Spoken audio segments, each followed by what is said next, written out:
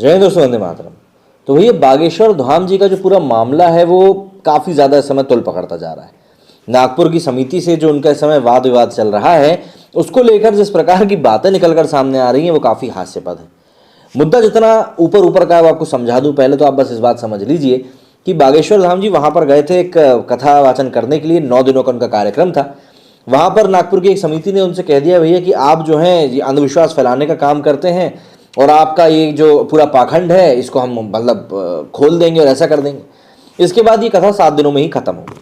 अब समिति का ये आरोप है कि भाई बागेश्वर धाम जी जो है ये पूरा जो है इस पूरी कथा को छोड़कर भाग गए, ऐसा उनको कहा। लेकिन इसके बाद पंडित धीरेन्द्र ने अपनी तरफ से स्पष्टीकरण देते हुए इस बात के बारे में कहा कि भैया उनकी तो पहले से ही बात तय थी कि वो 7 ही दिनों के लिए आएंगे, 9 दिनों के लिए नहीं आएंगे।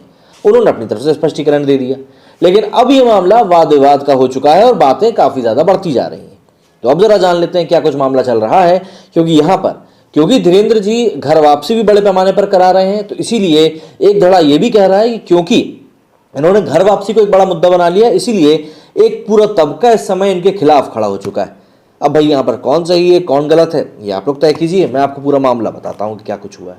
नागपुर की अंधश्रद्धा निर्मूलन समिति से मिली चुनौती के बाद शुक्रवार को रायपुर में धीरेन्द्र कृष्ण शास्त्री बागेश्वर धाम सरकार का पहला दरबार लगा। यहां उन्होंने नागपुर की समिति के संस्थापक श्याम मानव पर फिर निशाना साधा। उन्होंने कहा कि जिन्होंने हमें चुनौती दी है वो आज नहीं आ पाए तो कल आ जाइए, आपकी पैंट गीली हो जाएगी, फिर मत कहना कि भाग गए, अब तो हम तुम्हारे सिर पर नाचेंगे, चिंता मत करो। धीरेन्द्र शास्त्री ने कहा कि हम एक एक हिंदू को जगा कर रहेंगे, हमको चुनौती स्वीकार है, लेकिन दरबार में तुम्हारी ठटरी आ जाओ, खर्चा हम देंगे, सिक्योरिटी भी हम देंगे। हम पुलिस से निवेदन करेंगे कि 2-4 पुलिस वाले लगवा दो ताकि वो सकुशल घर चले जाएं, और तो और उनको पनीर की सब्जी भी खिलाएंगे, 2 मिर्च भी खिलाएंगे, क्योंकि मिर्ची भी तो लगेगी और दरबार में ठटरी भी बांधेंगे।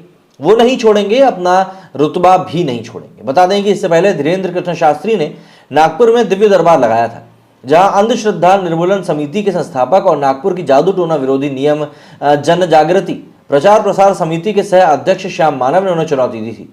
उन्होंने कहा था कि वे उनके बताए व्यक्तियों का पर्चा बनाकर सही बात बताएंगे तो बदले में समितियों ने 30 लाख रुपए का इनाम देगी। साथ ही उन्होंने नागपुर पुलिस को धीरेन्द्र शास्त्री के खिलाफ कार्रवाई करने के लिए भी आवेदन दिया था।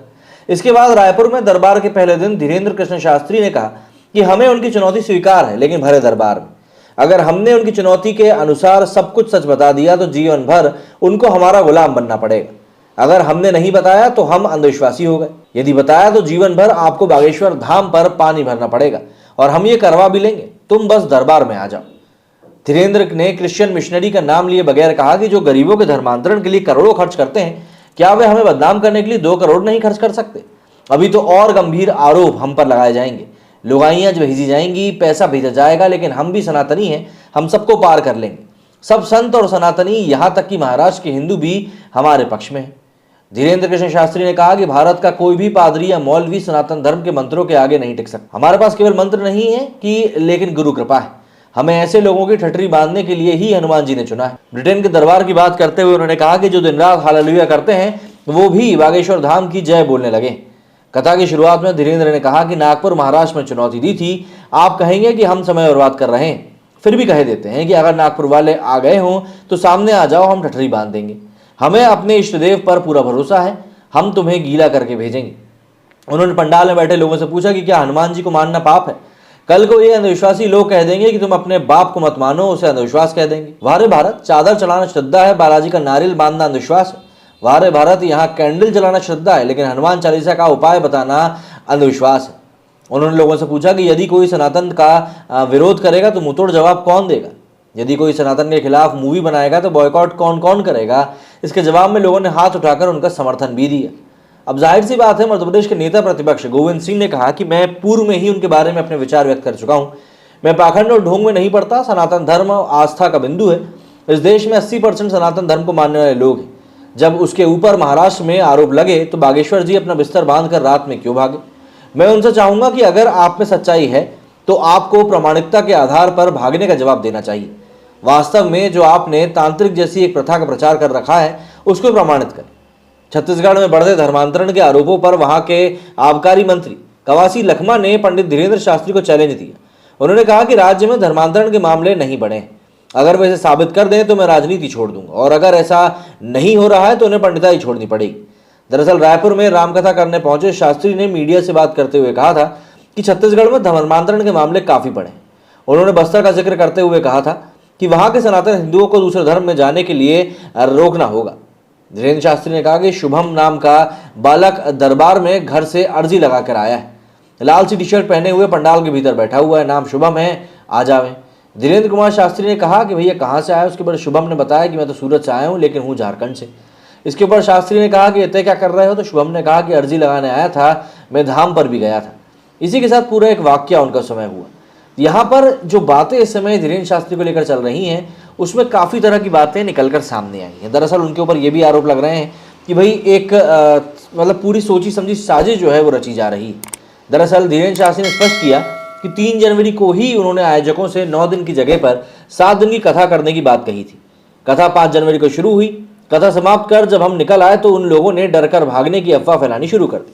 महंत धीरेन्द्र शास्त्री ने कहा कि जिसे जो भी पूछना है वो उनके दरबार में आए, उन्हें प्रेरणा लगेगी तो हम बताएंगे। हमें अपने इष्ट पर भरोसा है, निर्णय करना बालाजी का काम है। अपनी चमत्कारी शक्तियों के बारे में पूछे जाने पर उन्होंने कहा कि ये ध्यान विधि है, ये उन्हें अपने दादा गुरु से मिली थी।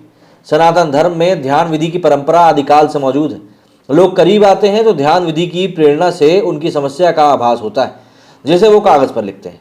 राम नाम की ताकत से वो सत्य साबित भी होता है।